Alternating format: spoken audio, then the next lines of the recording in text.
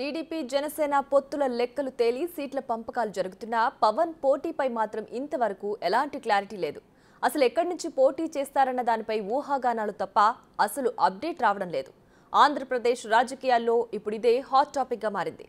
ఎన్నికల టైం దగ్గర పడుతున్న వేళ అధినేతకు ఏ నియోజకవర్గం కేటాయిస్తారన్న దానిపై సర్వత్రా ఉత్కంఠ నెలకొంది.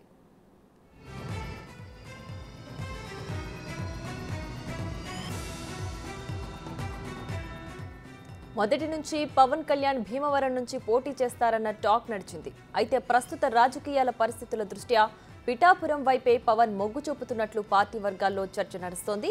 ఇప్పటికే చాలా సార్లు సర్వేలు కూడా చేయించినట్లు తెలుస్తోంది.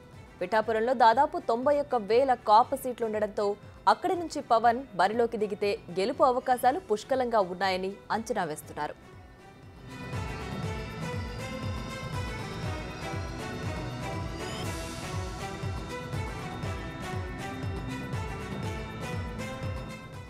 కాకినాడ రూరల్ నుంచి జనసేన అభ్యర్థి పంతం నానాజీని దించారు. కాకినాడ ఎంపీ కూడా దాదాపు జనసేనకి కేటాయించారు. పవన్ పిఠాపురం నుంచి బరిలోకి దిగితే కాకినాడ రూరల్ ఎమ్మెల్యే ఎంపీ స్థానం సునాయాసంగా గెలిచి వచ్చే జనసేన వ్యూహం. పిఠాపురం టీడీపీ ఇన్ఛార్జిగా ఉన్న వర్మ అక్కడ పవన్ కు సహకరిస్తారా లేదా అనేది ప్రశ్నార్థకంగా మారింది. పిఠాపురం సీటుపై పవన్ పట్టుబట్టడంతో చేసేదేమీ లేక తెలుగుదేశం అధినేత చంద్రబాబు ఓకే చెప్పినట్లు సమాచారం. ఒకవేళ పవన్ పిఠాపురం నుంచి పోటీలో నిలబడితే మరి భీమవరం సీటు ఎవరికిస్తారు? జనసేన ఖాతాలోనే ఉంటుందా లేక టీడీపీకి అప్పగిస్తారా అనే ప్రశ్నలు ఎదురవుతున్నాయి.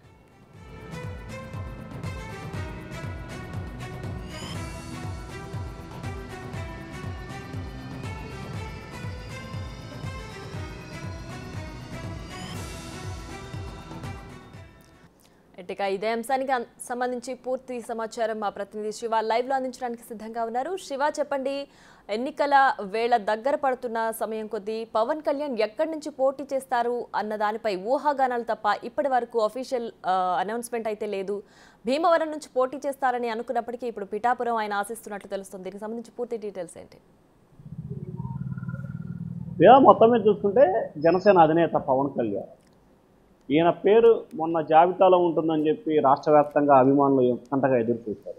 అయితే ఆయన ఎక్కడ పోటీ చేస్తారో పోటీకి సంబంధించి ఒక స్పష్టత లేదు.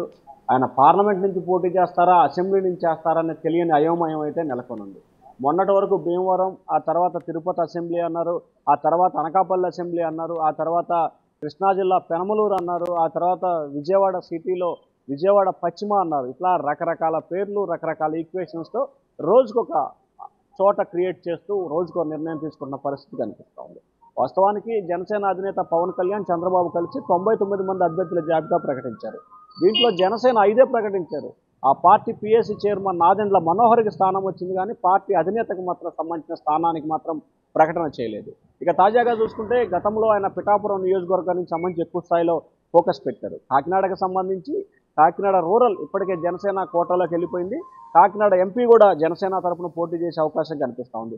ఇక అదే కాకినాడ పార్లమెంట్లో పవన్ కళ్యాణ్ కనుక పోటీ చేస్తే ఆ పార్లమెంటుపై చాలా ఎక్కువ ప్రభావంతో పాటు కాకినాడ పార్లమెంటు చుట్టూ ఉన్న అమలాపురం పార్లమెంటు కానీ, ఇటు ఏలూరు పార్లమెంటు, ఇటు రాజమండ్రి పార్లమెంటు, అంటే 2 ఉభయ గోదావరి జిల్లాలకు సంబంధించి 5 పార్లమెంట్ల పరిధిలో జనసేనకి ఎక్కువగా బలం చేకూరే అవకాశం కనిపిస్తూ ఉంది.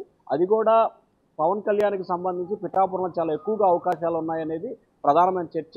అయితే ప్రస్తుతానికి ఆయన అనకాపల్లి పార్లమెంటు అసెంబ్లీ, అలాగే తిరుపతి అసెంబ్లీ, పిఠాపురం అసెంబ్లీతో పాటుగా మరికొన్ని నియోజకవర్గాల్లో కూడా ఆయన ఎక్కడి నుంచి పోటీ చేయాలనే దానికి సంబంధించి సర్వేలు నిర్వహించినట్టు తెలుస్తూ ఉంది. భీమవరం నుంచి మాత్రం పవన్ కళ్యాణ్ పోటీ చేసే అవకాశాలు అయితే కనిపించట్లేదు. గతంలో ఆయన సోదరుడు చిరంజీవి తిరుపతి నుంచి పోటీ చేసి గెలుపొందారు కాబట్టి పవన్ కళ్యాణ్ తిరుపతి అసెంబ్లీ నుంచి కానీ, పిఠాపురం అసెంబ్లీ నుంచి కానీ ఈ రెండింటి నుంచి ఎక్కడి నుంచి చోట పోటీ చేసే అవకాశం కనిపిస్తూ ఉంది. పార్లమెంట్ అయితే అనకాపల్లి నుంచి పోటీ చేసే అవకాశాలు కనిపిస్తూ ఉన్నాయి. Priya, right Shiva, thanks for the updates.